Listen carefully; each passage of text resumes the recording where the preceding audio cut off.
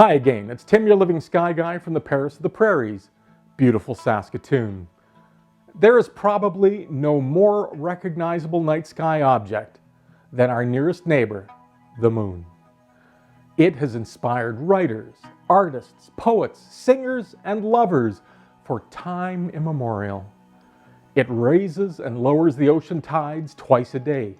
Every 28 days it completes an orbit around the Earth, simultaneously exciting and annoying astronomers, depending what it is that they're interested in viewing or photographing. It does this with exact regularity and an ever-changing face as the shadow of the sun's illumination travels across its surface. The very look of the moon has been the subject of interpretation and folklore since the dawn of time, and what different people and cultures see on that surface is very interesting. Some people see the lunar face as a beetle crawling along the northern hemisphere. Others see a lady with long flowing hair. Some Far Eastern folklore sees a rabbit pounding the ingredients for making rice cakes. In the southern hemisphere, the image of St. George slaying the dragon is often cited. But for many, though, the most common term used is the man in the moon. For many, this view jumps right out at them when they look up at that bright full moon, but for others, it isn't always that clear.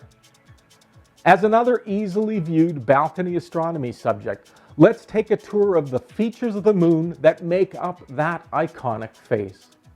For best results, grab your binoculars, settle into a comfortable chair under a moonlit sky, and let's get started. For centuries, when early astronomers looked up at the moon, they saw light and dark areas. Those large dark areas were first interpreted as seas, or maria in Latin. It was later determined that these seas were in fact large flat areas created by lava flows that cooled into smooth, flat basalt rock, giving them a darker appearance. It's a collection of these seas that make up the face of the man in the moon. The large right eye, his right, our left, is Maria Imbrium. It has a diameter of 1,145 kilometers and is believed to have been created by the impact of a protoplanet approximately 250 kilometers wide. The left eye is Mare Serenitatis, or the Sea of Serenity. At a diameter of 674 kilometers, it's probably best remembered as the landing spot for the Apollo 17 mission, the last manned lunar mission 48 years ago. The nose is made up of the curved sinus ostium. And finally, the large oblong gaping mouth is formed by combining Mare's nubium and cognitum. The latter sea was the subject of 2 Apollo landings, 12 and 14. Together, these 5 lunar features make up one interpretation of that iconic face that stares down from us from the inky darkness of the night sky.